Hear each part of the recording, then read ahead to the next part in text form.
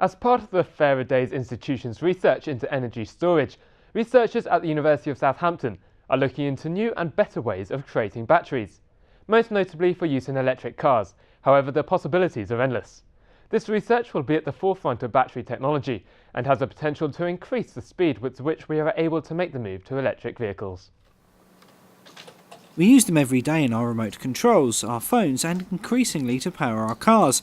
But the way we store energy in batteries is set to change. You know, what you try to do is you try to cram a lot of energy in a very small space. And so one of the critical points around this is safety. Whenever you cram a lot of energy into a small space, it tends to be a volatile system.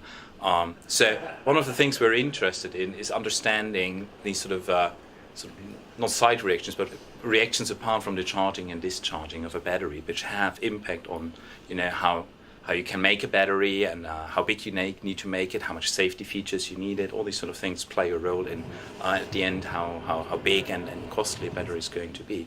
Another important factor here is also the lifetime of the battery, because batteries in electric cars tend to have lifetime of about 10 years maximum.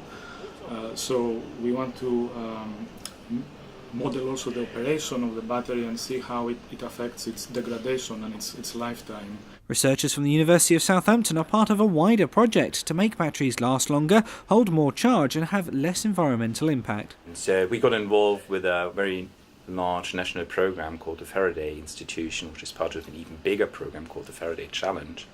And the Faraday Institution's mission is to provide the capabilities in the country in terms of fundamental science, and we have a very long tradition of making very good battery materials in the country, and link this up to industry in order to help the automotive industry in the country to hopefully manufacture the battery cars of the future within the UK. So our collaborators do mathematical modeling at higher levels of scale, and they use different methods so they can, when we put everything together, we will be able to have truly predictive power for how to design a battery with the required properties. And the technologies developed here could also have other domestic uses. We think about, or the kind of technologies we think about for electric cars, would certainly have application in stationary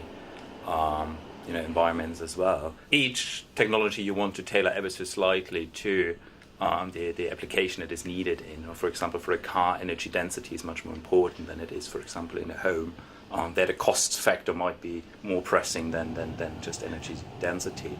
But I think this is where the university is particularly well posed, because we provide this fundamental understanding, and the fundamentals usually don't change, so you apply them in new areas. And so we're quite hopeful that looking forward, even though our first focus is going to be to help the car industry, that in a few years' time we might have these amazing capabilities. And hopefully we will be able to develop intellectual property in the UK that is unique to the country, and this hopefully will then stipulate large car manufacturers or their supply chain to produce some jobs in the UK to make batteries here, not somewhere else. It's a very exciting project that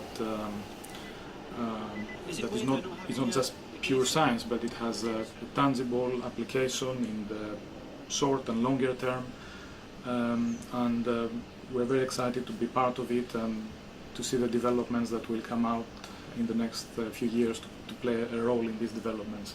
Richard Stringer, That's TV.